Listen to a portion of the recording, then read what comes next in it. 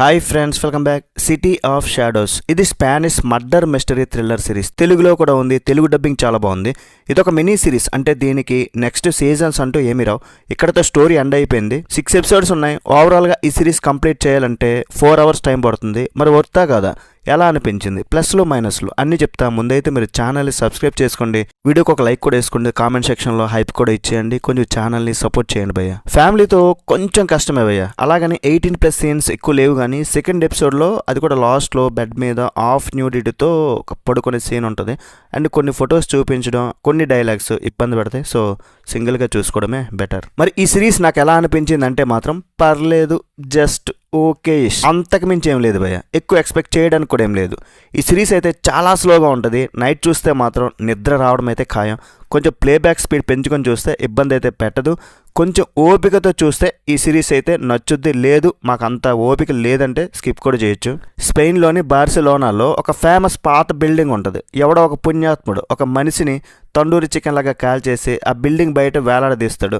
ఈ case solve చేయాలంటే మామూలు వాళ్ళు సరిపోరు అనమాట. సస్పెన్షన్లో ఉన్న మన హీరోని పిలిపిస్తారు. మనోడు ఎప్పుడో నవ్వడం మర్చిపోయిన సీరియస్ సాంబార్ టైప్. ఆయనకు తోడుగా ఒక లేడీ ఆఫీసర్. వీళ్ళిద్దరూ కలిసి ఆ సీరియల్ కిల్లర్ గారిని పట్టుకుంటారా లేదా అనేదే మిగతా స్టోరీ. హైలైట్ ఏంటంటే మనం ఎన్నో పోలీస్ స్టోరీస్ కిల్లర్ని పట్టుకుని వెతికే పోలీసులు చూస్తుంటాం, కానీ ఈ పోలీసులకి ఆఫీసర్స్కి సస్పెండ్ అయిన ఆఫీసరే కావాలి. ఆడే మగాడంట, వాడే పోటుగాడంట. అండ్ ఈ నెట్ఫ్లిక్స్ సిరీస్లో వచ్చే డిటెక్టివ్లందరికీ ఒక జబ్బు ఉంటుంది, అదే డిప్రెషన్.